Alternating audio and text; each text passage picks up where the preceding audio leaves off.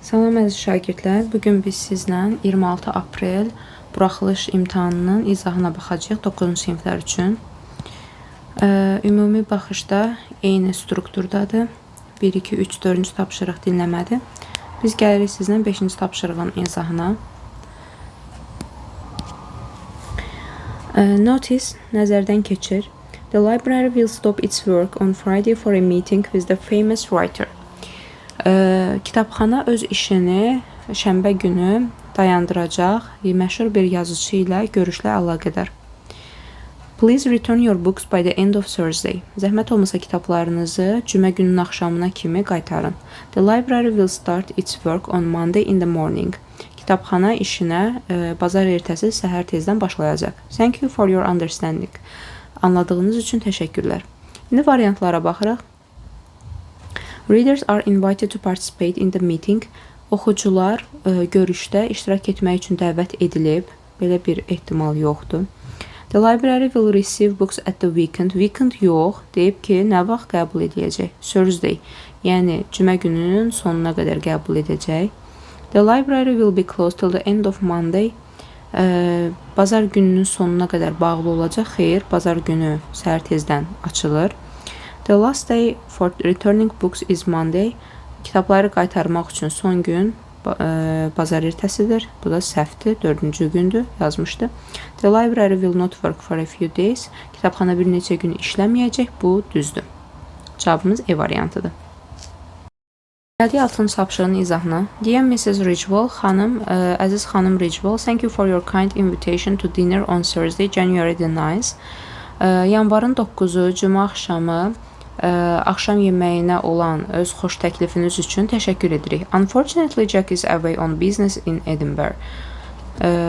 Çox təəssüf ki, yəni bədbəxtlikdən Jack Edinburghda biznesə görə Edinburghda uzaqdadır.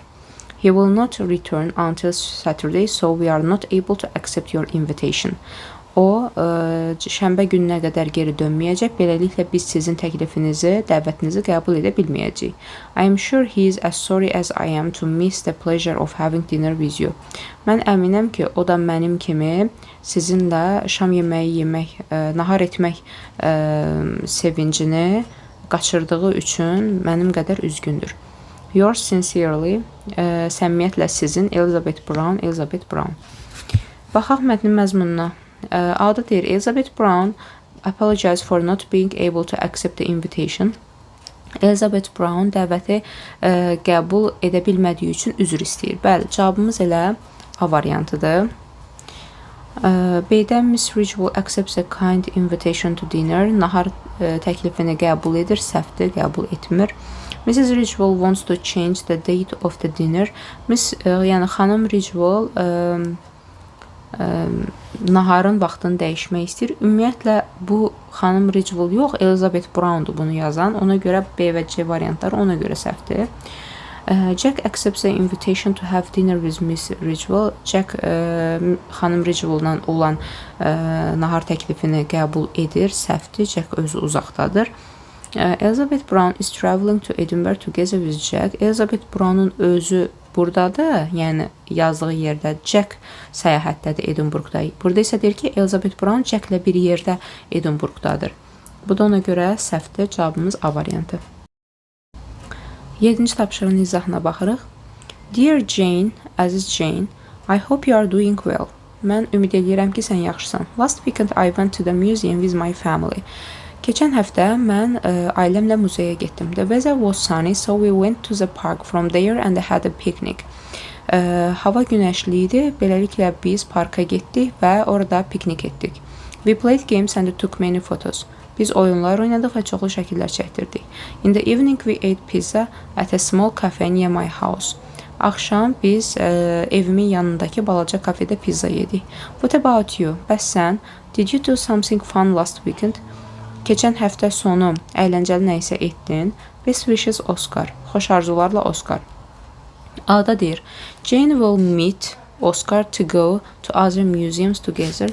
Jane Oscarla başqa muzeylərə gedəcək. Belə bir variant yoxdur. Jane met Oscar's family during picnic in the park. Jane Oscar'ın ailəsi ilə piknik zamanı görüşdü parkda. Belə bir şey də yoxdur. Oscar invites Jane to eat pizza at a nearby cafe for dinner. Oscar Jane'i yaxınlıqdakı kafedə pizza yemək üçün dəvət etdi. Xeyr, dəvət etmədi. Yəni o sadəcə həftə sonundan danışırdı. Oscar describes Jane how he spent his weekend. Bu düzdür. Bəli. Oscar Jane'ə öz həftə sonunu necə təsvir etdiyini deyirdi. Oscar sent Jane his family photo in which they were having a picnic together. Oscar Jane'ə öz ailə şəkillərini göndərdi, hansında ki onlar bərabər piknik edirdi. Belə bir şey də yox idi. Cavabımız D variantıdır.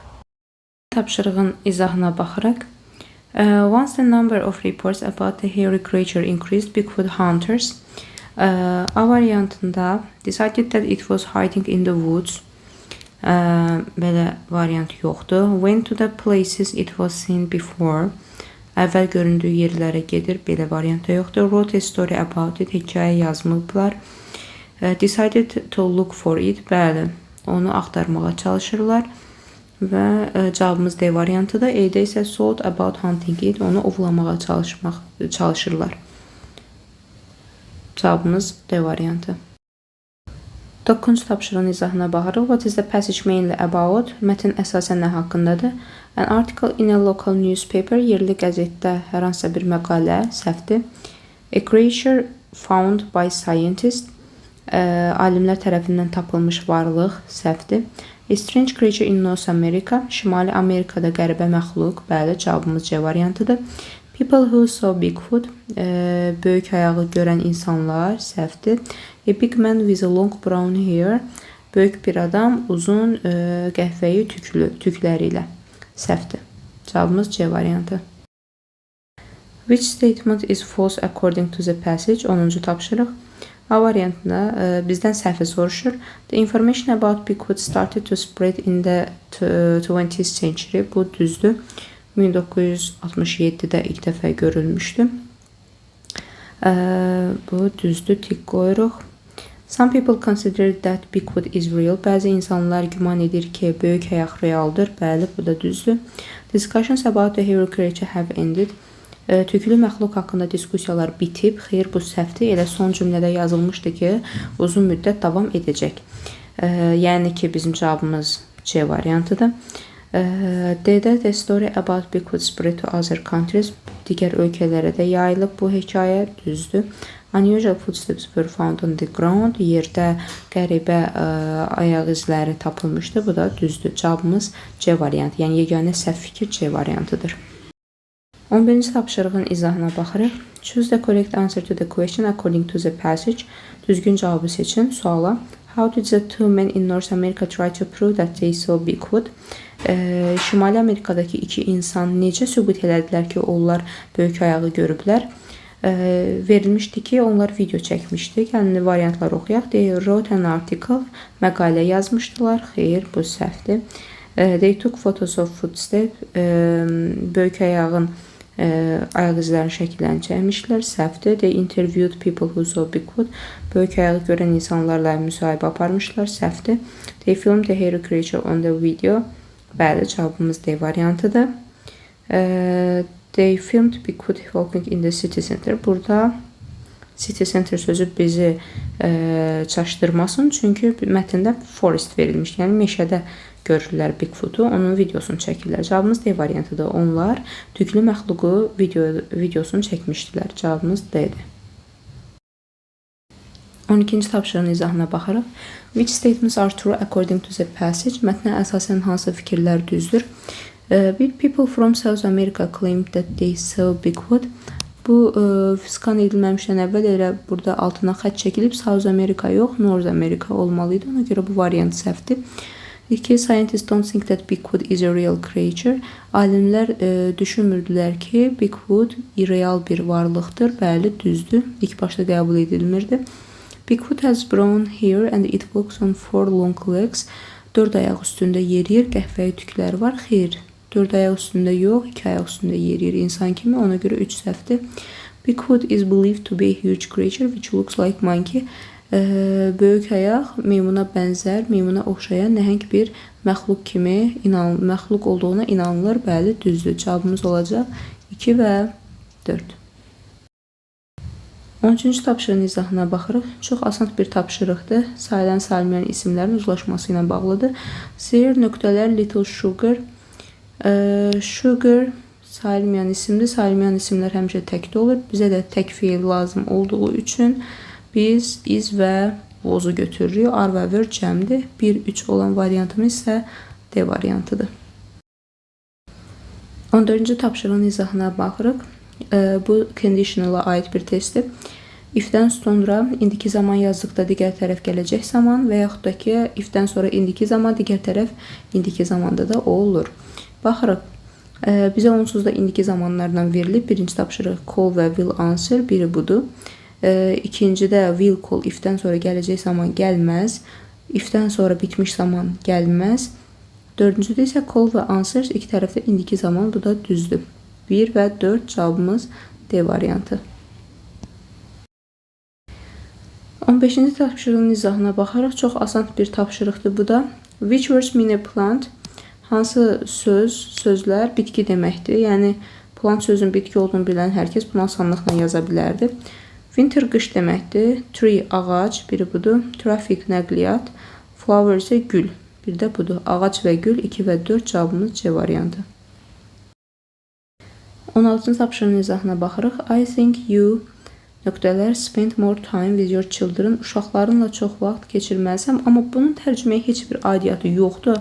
Çünki yəni modal feillərdə hansından to sonra to gəlir bilən şagirdlər biləcək ki, bu testdə nə yazmaq lazım idi. May'dən sonra to gəlməz, masdan sonra to gəlməz. Have-dən sonra to yazılmalı idi. Yazılmayıb, səhvdir. Kəndən sonra da to gəlməz. Cavabımız bir dənə A variantı qaldı. Bəli, tərcüməyə görə də should olmalı idi.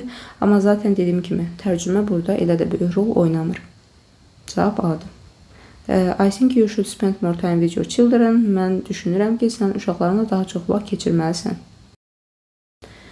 17-ci tapşırığın izahına baxaq. Jane didn't invite nöqtələr from school to her birthday party. Bizim burada köməkçimiz nədir? Didn't-ın yazılması, yəni bizə negativ də verildi. Deməli, negativ olan heç nəyi biz istifadə eləyə bilmirik. Samda təsdiq cümlələrində gəldiyinə görə samda olunur. Və dəvət eləyirsə, deməli, bu kimisə dəvət edir insan olaraq. Anything yox, anybody götürərik.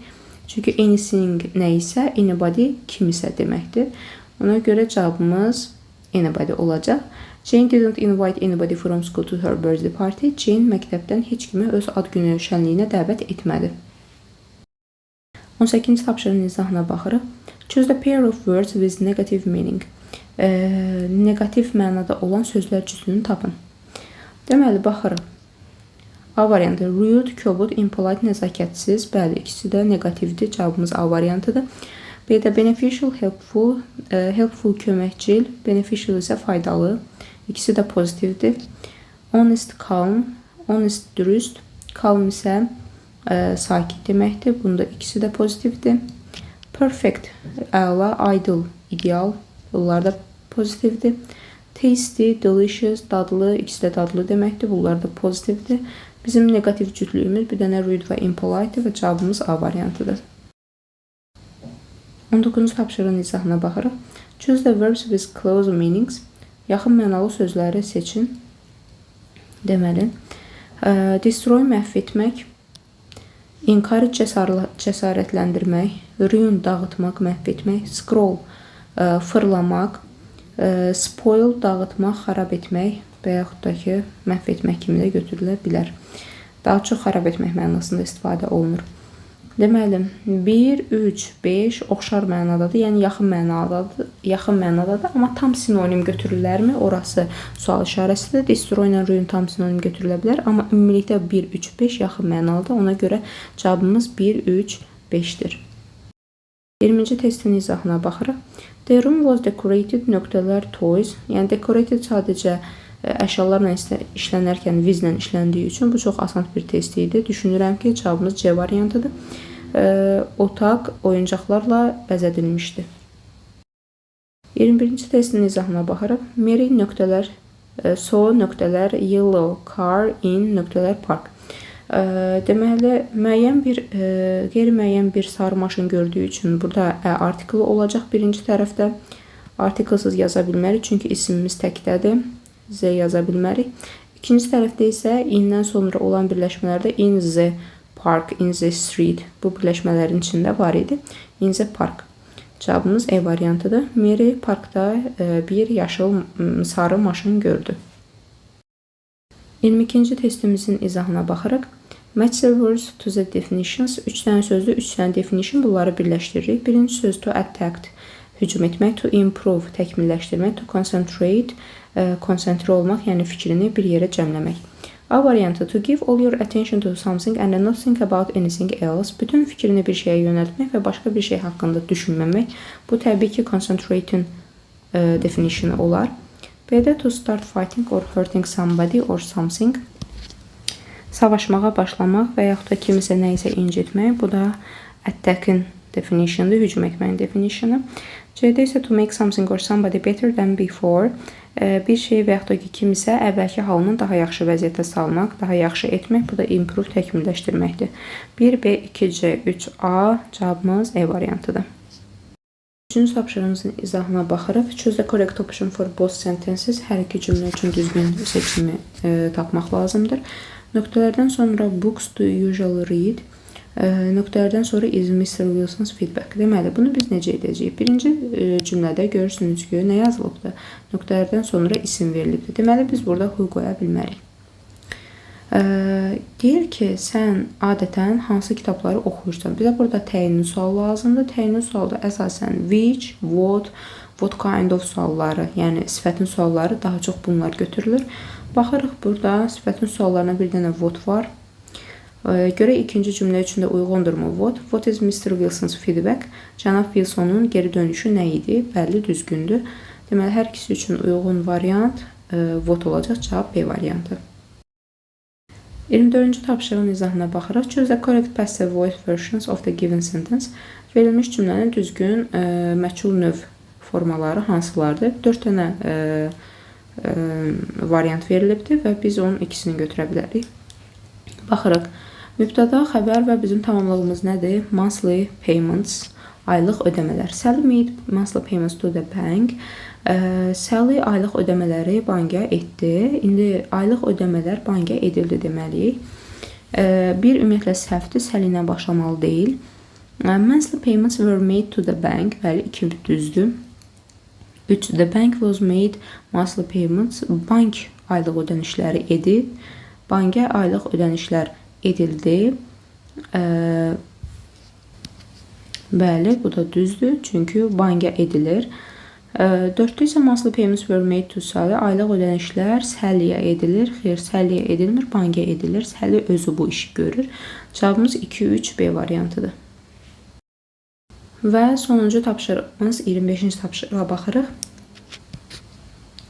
I was late, nöqtələr I took the wrong bus. Mən gecikdim. İkinci tərəf deyir ki, mən yanlış avtobusa mindim. Burada birincisi əzdir. Görə deyə tərcümə olunur. Yəni, as I took the wrong bus. Mən səhv avtobusa mindiyimə görə I was late, gecikdim. If deyil, şərt budaq cümlələrində if-dən sonra keçmiş zaman gələrkən digər tərəf would could-la verilməli idi. Z ola bilməz. Mən gecikdim ki, mən səhv avtobusa mindim. Yəni, əslində yerləri dəyişik olsaydı, bəlkə də düz götürmək olardı. Amma yenə də hər bir halda Z bu budaq cümlə üçün uyğun deyil. Və dördüncüdə isə because, çünki deməkdir. Digər cavabımız because'dur. I was late because I took the wrong bus. Mən gecikdim çünki mən səhv avtobusa minmişdim. Cavabımız olacaq 1 və 4.